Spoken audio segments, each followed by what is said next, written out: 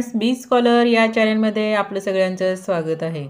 तर स्टुडंट्स, इयत्ता 5वीच्या आजचा झालेला नवोदयचा पेपर सर्वांनाच माहिती आहे. तर तोच पेपर आणि त्याची आन्सर की आज आपण इथं स्पष्टीकरणासह पाहणार आहोत.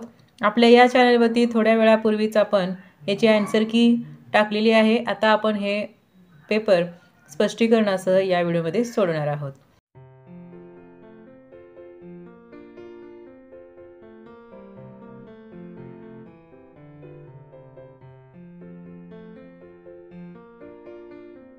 प्रश्न 49 बघा. एक आयताकार प्लॉटचे क्षेत्रफळ 616 वर्गमीटर इतके आहे. याची रुंदी 22 मीटर आहे. प्लॉटच्या चारी बाजूला 7.5 रुपये प्रति मीटर या दराने कुंपण घालण्याचा एकूण खर्च किती? आता कुंपण घालायचे म्हणजे आपल्याला माहिती आहे काय करावं लागतं, आपल्याला परिमिती काढावी लागते. मग परिमिती काढण्यासाठी आपल्याला दोन गोष्टी लागतात, कारण आयताकृती प्लॉट आहे म्हणजे लांबी आणि रुंदी लागते. इथं आपल्याला क्षेत्रफळ दिलेलं आहे आणि रुंदी दिलेली आहे. मग काय करावं लागेल, त्यावरून आपल्याला लांबी काढून घ्यावी लागेल आणि त्यानंतर परिमिती काढून आपल्याला कुंपणाचा रेट कळेल. मग आता क्षेत्रफळावरून आपल्याला क्षेत्रफळ दिलेलं आहे, त्यावरून आपल्याला काय काढायचे, लांबी काढायची आहे. क्षेत्रफळ बरोबर माहिती आहे आपल्याला सूत्र लांबी गुणिले रुंदी. तर क्षेत्रफळ दिले 616, रुंदी दिलेली आहे 22, म्हणजे 616 भागिले 22 बरोबर लांबी असेल किती येईल, लांबी 28. तर लांबी आलेली आहे 28, रुंदी आलेली आहे 22. यावरून आपण परिमिती काढूया. परिमिती बरोबर 22 अधिक 28 म्हणजे रुंदी अधिक लांबी. तर किती येईल बघा, 50 म्हणजेच 100 मीटर. एकक काय आहे आपलं, मीटर. आता ही झाली परिमिती. आता रेट काय आहे, दर मीटर प्रमाणे 7.5 रुपये म्हणजे 100 मीटरचे किती होतील बघा, 750 रुपये. बघा पर्यायामध्ये आहे का, पर्याय क्रमांक 4. त्यानंतर आता प्रश्न 50 पाहूया. 960 या अंकापासून तयार केलेली 3 अंकी मोठ्यातली मोठी संख्या आणि 3 अंकी लहानातली लहान संख्येचा गुणाकार किती? आता मोठी संख्या तयार होते 960 गुणिले लहान संख्या होते 609. यांचा जर गुणाकार केला तर पर्याय सी मधील येईल 5,84,640. प्रश्न 51 मध्ये बघा. जर आपण 1 ते 100 पर्यंतच्या सर्व संख्या लिहिल्या तर 9 हा अंक किती वेळा येईल? आपल्याला माहिती आहे 9 हा अंक 20 वेळा येतो. आता या ठिकाणी पदावली दिलेली आहे, ही पदावली सोडवायची आहे आपल्याला. आता ही जर पदावली सोडवली तर आपल्याला जवळपासचा उत्तर हे 26 येणार आहे. बघा या ठिकाणी पूर्णांकित अपूर्णांकाचं रूपांतर करून हा प्रश्न सुटतो. म्हणजे काय येईल बघा, 43/8 गुणिले 65/8 वजा 25/8 गुणिले 45/8. आता या ठिकाणी छेद सारखाच आहे सगळ्यांचा.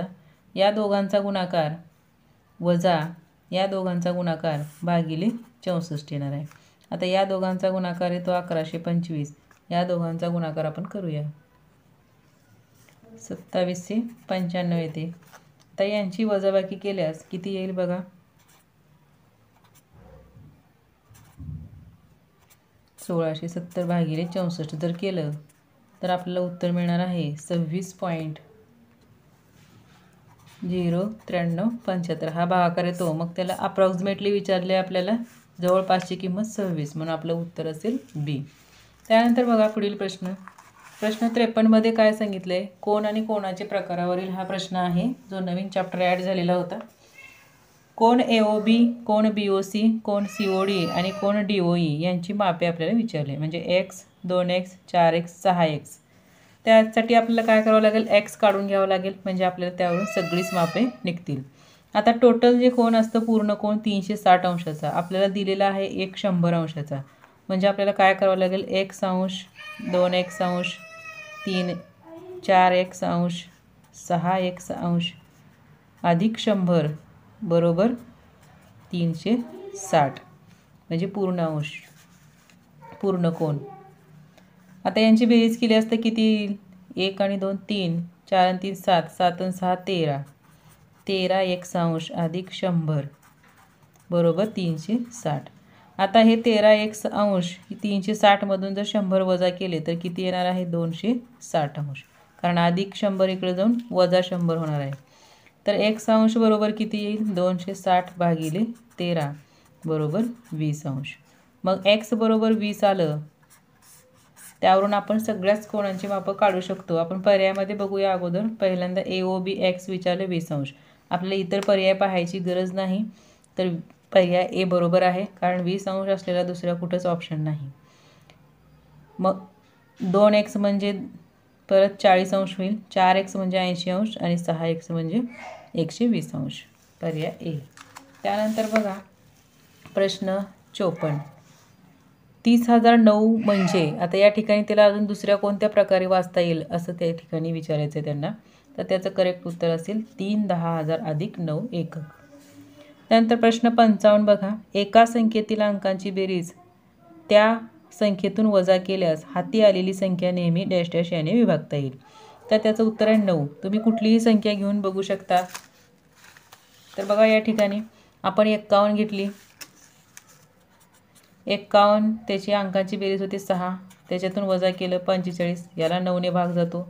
त्यानंतर घेतलं 65 घेऊया.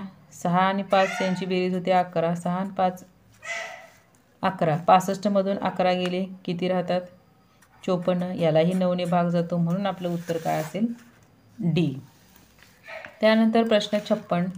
जर दोन कोणांची बेरीज एक विशाल कोन आहे तर पुढीलपैकी कोणता पर्याय अशक्य आहे असे विचारलेलं आहे. शक्य आहे नाही अशक्य विचारलेलं आहे. आता पहिला एक काटकोन आणि एक लघुकोन हा होऊ शकतो. त्यानंतर म्हणजे एक काटकोन म्हणजे 90 अधिक लघुकोन घ्या 20 होऊ शकतो. त्यानंतर एक विशाल कोन आणि एक लघुकोन. विशाल कोन घेतला आपण 100 आणि लघुकोन घेतला 50 तर हाही होऊ शकतो. त्यानंतर दोन लघुकोन हाही विशाल कोन होऊ शकतो. एक 60 घेतला एक 89 घेतला तर हा सुद्धा काय होऊ शकतो विशाल कोन होऊ शकतो. मग राहिला आपला ऑप्शन डी हा बरोबर उत्तर आहे. दोन काटकोन जर घेतले तर हा सरळ कोन होतो म्हणून या ठिकाणी आपलं उत्तर असेल करेक्ट डी. त्यानंतर प्रश्न 57 बघा. सुमितचे वजन 107 किलोग्रॅम आहे आणि संजयचे वजन 82 किलोग्रॅम आहे. तर दोघांचे वजन नजीकच्या दशकापर्यंत विचारात घेतले तर दोघांच्या वजनातील तफावत किती असेल. आता 107च्या नजीकचा दशक जर आपण घेतला तर किती होईल 110 आणि याचा 80 यांची तफावत काढली तर 30 किलोग्रॅम एवढं येईल. त्यानंतर प्रश्न 58 बघा. पुढील बार डायग्राममध्ये वेगवेगळ्या देशांच्या क्रिकेट संघाने खेळलेल्या सामन्यांची संख्या दाखवण्यात आली. ऑस्ट्रेलियाच्या संघाने पाकिस्तानच्या संघापेक्षा किती अधिक सामने खेळलेले आहेत. आता इथं ऑस्ट्रेलिया आहे इथं पाकिस्तान आहे. तर पाकिस्तानचं दिसतंय आपल्याला 24 आणि ऑस्ट्रेलियाचं आहे 32. तर 32मधून 24 गेले 8 म्हणजे 8 सामने या ठिकाणी अधिक खेळलेले आहेत ऑस्ट्रेलियाने. त्यानंतर बघा पुढे प्रश्न 59. एका पुस्तकाची किंमत 100 रुपये आहे म्हणजे खरेदी किंमत 100. पुस्तक विक्रेता 3 पुस्तके त्याची किती व्हायला पाहिजे 300 रुपये. तर त्याने विकले कितीला 275 रुपयाला विकतो. तर नक्कीच काय झालेलं असणार आहे तिथं तोटा. तर किती झाला असेल 25 रुपये. त्यानंतर बघा एक मशीन एका मिनिटात 12 पानं छापू शकते. तर 5760 पानांच्या छपाईसाठी किती वेळ लागेल. आता अगदी सोपं उदाहरण आलेलं आहे हे. फक्त आपल्याला भागाकार करायचा आहे. भागाकार केल्यानंतर काय होईल बघा 5760 भागिले 12. 12ने भाग घातले तर किती येईल 480. हे काय आहेत मिनिट आहेत पण आपल्याला पर्यायामध्ये दिसत नाहीत म्हणून आपण परत त्याला काय करायचं आहे 60ने भागायचं आहे म्हणजे तासात कन्वर्ट करायचं आहे. तर किती येईल 8 म्हणजे 8 तास या ठिकाणी वेळ लागेल. तर अशा पद्धतीने आपण अंकगणिताच्या प्रत्येक उदाहरणाचं स्पष्टीकरण अगदी व्यवस्थित बघितलेलं आहे. तुम्हाला समजलंही असेल. आता आपल्याला फक्त एकच विभाग आपला राहिलेला आहे या प्रश्नपत्रिकेतला तो म्हणजे भाषा. तो आता आपण पाहूया. भाषा परीक्षण सुरू करण्याच्या अगोदर तुम्हाला मानसिक क्षमता चाचणी आणि अंकगणित याचं स्पष्टीकरण कसं वाटलं हे मला लाईक करून आणि कमेंट करून नक्की कळवा. आणि शक्यतो तुमच्या सर्व मित्रमैत्रिणीपर्यंत ज्यांनी हा नवोदयचा पेपर दिलेला आहे त्यांच्यापर्यंत तुम्ही हा व्हिडिओ शेअर करा. चला तर मग आता उतार्यावरील प्रश्न आपण पाहूया. परिच्छेद 1 उतारा दिलेला आहे, टी व्हीमुळे होणारे दुष्परिणाम. आता यावरील प्रश्न 61चं उत्तर आहे, दीर्घकाळ टी व्ही पाहिल्याने काय होते? दीर्घकाळ टी व्ही पाहिल्याने डॅश डॅश यावर परिणाम होत नाही, तर उंचीवर परिणाम होत नाही. दहशत आणि हाणामारीच्या दृश्यांमुळे तरुणांमध्ये मानसिक आजार उद्भवतात. मानसिक आजाराचा संबंध डॅश डॅश याच्याशी आहे, तर मानसिक आजार हे मनाशी संबंधित असतात. पर्याय क्रमांक ए. त्यानंतर टी व्हीचा परिणाम मुलांच्या दृष्टीवर जास्त होतो, कारण मुलं जी आहेत ती टी व्ही खूप जवळून पाहतात. शिथिलचा समानार्थी शब्द आहे मंद. परिच्छेदात धोकादायक शब्द येतो, याचा विरुद्धार्थी शब्द विरुद्धार्थी म्हटलेला आहे उपकारक. त्यानंतर बघा परिच्छेद 2 कृतज्ञता या घटकावरती हा आधारित आहे. आभार म्हणजे काय? कृतज्ञता. उत्तम गुण म्हणजे कृतज्ञता व्यक्त करणे. पुढीलपैकी कोणत्या घटकातून आपण कृतज्ञ असू शकतो? तर यामध्ये 3 विषय दिलेले होते, आपल्याला घटक दिलेले होते. कोणकोणते? विचार, शब्द आणि कृती. त्यापैकी इथं विचार आलेला आहे, म्हणून पर्याय सी. हुशार हा शब्द विशेषण असतो. सद्गुण म्हणजेच काय असतं? गुण, कारण इतर पर्याय या ठिकाणी बसत नाहीत व्यवस्थित. परिच्छेद 3 मध्ये बघा, विनम्रतेवर आधारित उतारा आहे. विनम्रता एक मोठा काय आहे? गुण. विनम्रता म्हणजे विनयशील असणे. विनम्र व्यक्ती डॅश डॅश शिकते, स्वतःच्या अनुभवातून शिकते. गर्विष्ठ शब्दाचा समानार्थी शब्द विचारलेला आहे, तर समानार्थी शब्द आहे या ठिकाणी अहंकार. हट्टी शब्दाचा विरुद्धार्थी पर्याय असेल तो म्हणजे लवचिक वृत्तीचा. तर शेवटचा उतारा असेल आपला या ठिकाणी सुंदरलाल बहुगुणा यांच्यावरती हा उतारा आहे. बघा या ठिकाणी त्यावरती प्रश्न आहे, सुंदरलाल बहुगुणा हे महान कोण होते? पर्यावरणवादी होते. त्यांचे गाव हिरव्यागार झाडांनी आच्छादित होते. झाडे कापल्यामुळे डॅश डॅश यायला लागला, विनाशक पूर. त्यानंतर सुंदरलाल बहुगुणा हे डॅश डॅश आहे, ते एक विशेष नाम आहे. व्यक्तीचं नाव हे विशेष नाम असतं. त्यानंतर 80 प्रश्न बघा, मौल्यवानचा समानार्थी शब्द आहे बहुमोल. तर अशा पद्धतीनं आपले 3ही खंड जे आहेत विभाग, ते आपण अगदी स्पष्टीकरणासह आणि व्यवस्थित शांतपणे सोडवलेले आहेत.